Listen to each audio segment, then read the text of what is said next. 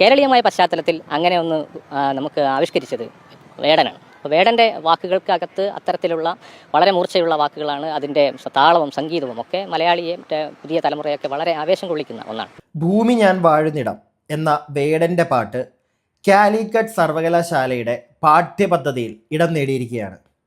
സത്യം പറഞ്ഞാൽ വളരെ നല്ലൊരു കാര്യമല്ലേ അത്? നമ്മുടെ നാട്ടിലെ റാപ്പ് പാടി ജീവിക്കുന്ന ഒരു വ്യക്തി, അദ്ദേഹം പാടിയ ഒരു പാട്ട് ഇത്രയ്ക്കും വലിയ ഒരു ബഹുമതിയൊക്കെ കിട്ടുകയാണെന്ന് പറയുന്നത് അത് ചെറിയൊരു കാര്യമൊന്നുമല്ല. നമ്മളെല്ലാവരും അതിൽ അഭിമാനം കൊള്ളുക തന്നെ വേണം. എന്നാൽ ഈ ഒരു കാര്യം ചില ചേട്ടന്മാർക്ക് ഇഷ്ടപ്പെട്ടിട്ടില്ല. ഇതിനെ എങ്ങനെയെങ്കിലും തകർക്കണം, ആ ഒരു പാഠ്യപദ്ധതിയിൽ നിന്ന് ഈ ഒരു ഗാനം മാറ്റണം എന്നുള്ളൊരു ആവശ്യവുമായിട്ട് ചില ആളുകൾ ഇപ്പോൾ രംഗത്ത് വന്നിട്ടുണ്ട്. എന്തായാലും ഈ ഒരു വിഷയവുമായി ബന്ധപ്പെട്ട് കുറച്ച് വിശദമായിട്ട് എനിക്ക് നിങ്ങളോട് സംസാരിക്കാനുണ്ട്. അതിലേക്കൊക്കെ പോകുന്നതിന് മുമ്പ് എൻ്റെ ചാനൽ ആദ്യമായിട്ട് കാണുന്ന ഒരു വ്യക്തിയാണെങ്കിൽ പറ്റുമെങ്കിൽ ചാനൽ ഒന്ന് സബ്സ്ക്രൈബ് ഒക്കെ ചെയ്യുക, വീഡിയോയ്ക്ക് ഒരു ലൈക്കൊക്കെ തരിക. ഇനി നിങ്ങൾ ആദ്യമേ ഈ ഒരു വാർത്ത, അതായത് കാലിക്കറ്റ് സർവകലാശാലയിലെ ഒരു അധ്യാപകൻ പറയുന്ന അദ്ദേഹത്തിൻ്റെ കുറച്ച് വാക്കുകളുണ്ട്, അതൊന്ന് കേൾക്കുക. എന്നിട്ട് നമുക്ക് ബാക്കി കാര്യങ്ങൾ സംസാരിക്കാം. വിശ്വസാഹിത്യത്തിലെയും ഇന്ത്യൻ സാഹിത്യത്തിലെയും അതേപോലെ കലാവിഷ്കാരങ്ങളും നമ്മുടെ സാഹചര്യങ്ങളിലുള്ള കലകളുമായിട്ടും സാഹിത്യവുമായിട്ടും താരതമ്യം ചെയ്ത് പഠിക്കുന്ന ഒരു പേപ്പറാണത്. റാപ്പ് സംഗീതം എങ്ങനെയാണ് അടിച്ചമർത്തപ്പെട്ടവരുടെ ഒരു വികാരം പാട്ടുകളിൽ ആവിഷ്കരിക്കുന്നത് എന്നതിൻ്റെ ലോകത്തിലുള്ള ഒരു ഉദാഹരണവും നമ്മുടെ കേരളീയമായ ഒരു ഉദാഹരണവും തമ്മിലുള്ള ഒരു താരതമ്യം വിദ്യാർത്ഥികൾക്ക് മനസ്സിലാക്കുന്നതിൻ്റെ ഭാഗമായിട്ടാണ് അത് വെച്ചിരിക്കുന്നത്. മൈക്കൽ ജാക്സന്റെ വളരെ പ്രസിദ്ധമായ they don't care about us എന്ന് പറയുന്ന പാട്ട് ഇത്തരത്തിലുള്ള ഒരു ആശയം കൈകാര്യം ചെയ്യുന്ന ഒരു റാപ്പ് സംഗീതമാണ്. കേരളീയമായ പശ്ചാത്തലത്തിൽ അങ്ങനെ ഒന്ന് നമുക്ക് ആവിഷ്കരിച്ചത് വേടനാണ്. അപ്പോൾ വേടൻ്റെ വാക്കുകൾക്കകത്ത് അത്തരത്തിലുള്ള വളരെ മൂർച്ചയുള്ള വാക്കുകളാണ്. അതിൻ്റെ താളവും സംഗീതവും ഒക്കെ മലയാളിയെ പുതിയ തലമുറയൊക്കെ വളരെ ആവേശം കൊള്ളിക്കുന്ന ഒന്നാണ്. നമുക്ക് എല്ലാവർക്കും അതറിയാവുന്ന കാര്യമാണ്. പുതിയ തലമുറയെ മാത്രമല്ല, അത്യാവശ്യം കുറച്ച് പുറയിലോട്ട് നമ്മൾ പോയി കഴിഞ്ഞു കഴിഞ്ഞാൽ ഇന്ന് ഒരു 45-50 വയസ്സുള്ള ആളുകൾ വരെ വേടൻ്റെ പാട്ട് കേട്ട് സത്യം പറഞ്ഞാൽ ആസ്വദിക്കുന്നുണ്ട്. അതിനകത്തെ രാഷ്ട്രീയം ഇഷ്ടപ്പെടുന്ന ഒരുപാട് ആളുകളുണ്ട്. അതിൻ്റെ അപ്പുറത്തേക്ക് ആ ഒരു ഗാനത്തിൻ്റെ താളവും ഈണവും ഒക്കെ ഇഷ്ടപ്പെടുന്ന ഒരുപാട് ആളുകളുണ്ട്. അങ്ങനെ ഒരു വ്യക്തിയുടെ ഗാനം, അത് നമ്മുടെ മൈക്കിൾ ജാക്സന്റെ ഡോണ്ട് കെയർ എന്ന് പറയുന്ന ഒരു പാട്ടുമൊക്കെ ആയിട്ട് താരതമ്യം ചെയ്യുന്നു എന്നൊക്കെ പറയുന്നത് സത്യം പറഞ്ഞാൽ വലിയൊരു കാര്യമല്ലേ? നമ്മളെല്ലാവരും അഭിമാനം കൊള്ളേണ്ട ഒരു നിമിഷം തന്നെയാണത്. ഒരു മലയാളി ഒരു റാപ്പറിൻ്റെ പാട്ട് മൈക്കിൾ ജാക്സനുമൊക്കെ ആയിട്ട് കമ്പയർ ചെയ്യുക എന്നൊക്കെ പറയുന്നത് അത് ചെറിയൊരു കാര്യമൊന്നുമല്ല. അത് എന്തുകൊണ്ട് അതിനെ ആ ഒരു രീതിയിൽ മനസ്സിലാക്കാൻ എല്ലാവർക്കും സാധിക്കുന്നില്ല എന്നുള്ളതാണ് എൻ്റെ ചോദ്യം. അത് ആദ്യത്തെ ചോദ്യം. ഇനിയും നമ്മൾ കൂടുതലായിട്ട് അങ്ങോട്ട് ഇറങ്ങി ചെല്ലുകയാണെങ്കിൽ ഇവിടെ പലർക്കും അത് ഇഷ്ടപ്പെടാത്തത് അതിനകത്തെ രാഷ്ട്രീയം, ജാതി, മുതലാളിമാർ, അതൊക്കെയാണ് പലർക്കും ഇവിടെ പിടിക്കാത്തത്. എന്തായാലും നിങ്ങൾ ബാക്കി ഈ ഒരു വ്യക്തി പറയുന്നത് കേൾക്ക്, എന്നിട്ട് ഞാൻ സംസാരിക്കാം.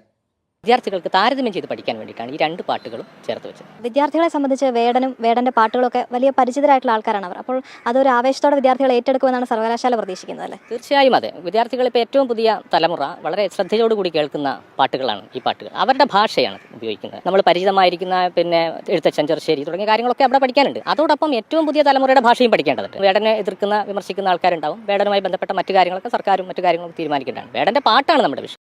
വേടൻ്റെ പാട്ടാണ് വിഷയം, അതാണ് വിഷയം. പുതുതലമുറ അതിനെ ഏറ്റെടുത്തു തുടങ്ങി. അത് ഇവിടുത്തെ പല തമ്പ്രാക്കന്മാർക്കും ഇഷ്ടപ്പെടില്ല.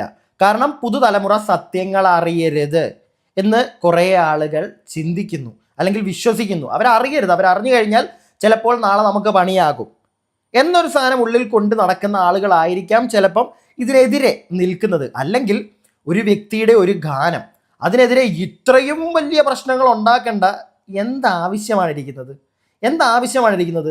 പുതുതലമുറ എല്ലാം കാണട്ടെന്നേ. എന്തുകൊണ്ട് അവർ വേടൻ്റെ പാട്ടിനെ, വേടൻ്റെ വരികളെ ഇഷ്ടപ്പെടുന്നു? സത്യങ്ങൾ ആളുകൾ മനസ്സിലാക്കാൻ തുടങ്ങി. മനസ്സിലായില്ലേ? അതിനെ ഇല്ലാതെയാക്കാൻ ശ്രമിക്കുന്നത് സത്യം പറഞ്ഞു കഴിഞ്ഞാൽ ഇവിടുത്തെ ചേട്ടന്മാർ, വലിയ വലിയ ചേട്ടന്മാർ അവരുടെ കുഴി തോണ്ടുന്ന പോലെ തന്നെയാണ്. പുതുതലമുറ എതിർക്കും. അവർ വീണ്ടും വീണ്ടും ആ ഒരു വ്യക്തിയെ സ്നേഹിക്കാൻ പോകും. അതിനിപ്പോൾ ഈ ഒരു പാഠ്യപദ്ധതിയിൽ നിന്ന് ആ ഒരു പാട്ടെടുത്ത് മാറ്റിയെന്ന് പറഞ്ഞ് വേടനെ ഇഷ്ടപ്പെടാവുന്ന ഇവിടെ ആരും ഇരിക്കില്ല.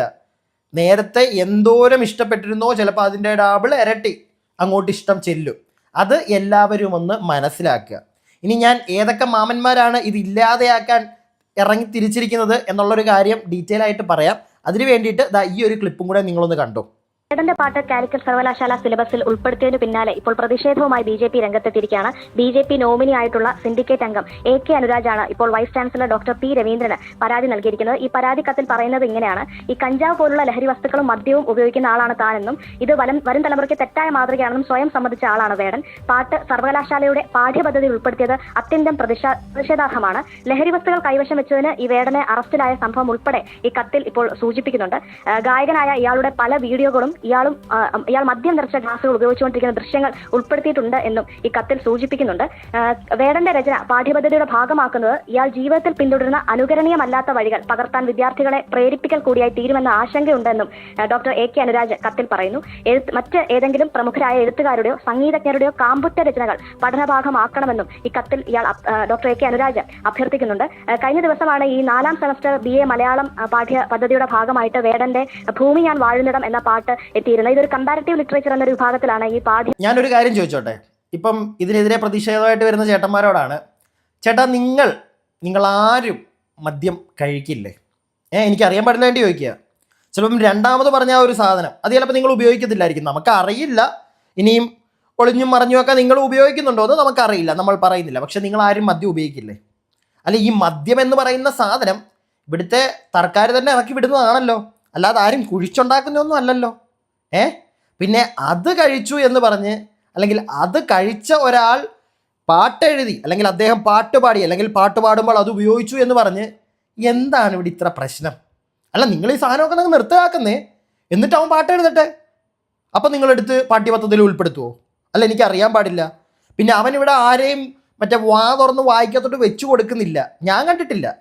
ഈ കഴിഞ്ഞ നമ്മൾ കണ്ടതാണ്, വേടൻ തന്നെ ഒരു സ്റ്റേജിൽ വന്ന് പറയുന്നു, എൻ്റെ ജീവിതം കണ്ട് നിങ്ങൾ പഠിക്കരുത്, ഞാൻ ചെയ്യുന്നതെല്ലാം നിങ്ങൾ ചെയ്യരുത് എന്ന് അയാൾ പറയുന്നുണ്ടേ. നിങ്ങളിവിടെ പല സിനിമകളും, അത് ഇതുമായിട്ട് കണക്ട് ചെയ്യേണ്ട കാര്യമില്ല, എന്നാലും ഞാൻ പറഞ്ഞു പോവാം, ഇവിടെ പല സിനിമകളിലും കാണിക്കാറുണ്ടല്ലോ ഈ വലിയും കുടിയൊക്കെ. അപ്പോൾ താഴെ എഴുതി കാണിക്കത്തില്ലേ? അത്രയേ ഉള്ളൂ. എന്നുവെച്ചാൽ എഴുതി കാണിക്കുന്നതെന്നും പറഞ്ഞ് ഇവിടെ ആരും ഇത് ഉപയോഗിക്കാതിരിക്കുന്നുണ്ടോ? ഇല്ല.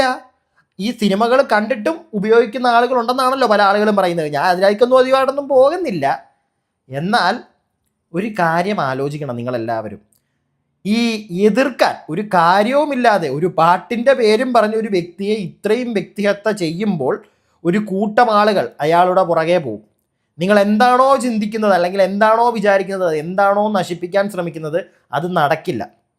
പിന്നെ വേറൊരു കാര്യം കൂടെ ഞാൻ ഇതിൻ്റെ കൂട്ടത്തിൽ ചേർക്കുകയാണ്. ഇപ്പം വേടൻ്റെ ഗാനത്തിൽ, വേടൻ്റെ പാട്ടുകളിൽ വേടൻ പറയുന്നത് ഈ ജാതി പരിപാടികളൊക്കെയാണല്ലോ.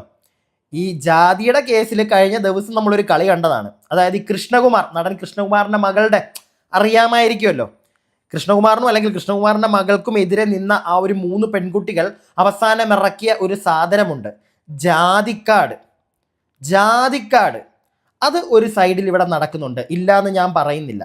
അടിച്ചമർത്തപ്പെട്ടവൻ എന്നൊക്കെ പറഞ്ഞ് ഇന്ന്, അല്ലെങ്കിൽ ഒരു കാറ്റഗറി, ഒരു കാസ്റ്റ് ഓഫ് ആൾക്കാർ, ഒരു എന്താണ്, ഒരു ജാതിയിൽപ്പെട്ട ആളുകൾ അടിച്ചമർത്തപ്പെട്ടു എന്ന് പറഞ്ഞ് ഇങ്ങനെയുള്ള പാട്ടുകൾ വരുമ്പോഴത്തേക്ക് ഒരു സൈഡിലൂടെ ഒരു അടിച്ചമർത്തപ്പെടലും ഏൽക്കാത്ത, നേരത്തെ നമ്മൾ പറഞ്ഞ ആ ഒരു പെൺകുട്ടികളെ പോലുള്ള ആളുകൾ അത് ആ ഒരു കാർഡ് ഉപയോഗിക്കുന്നുണ്ട്. അത് സത്യം പറഞ്ഞാൽ ഇവിടെ ഇല്ലാതെയാക്കണം. മനസ്സിലായില്ലേ?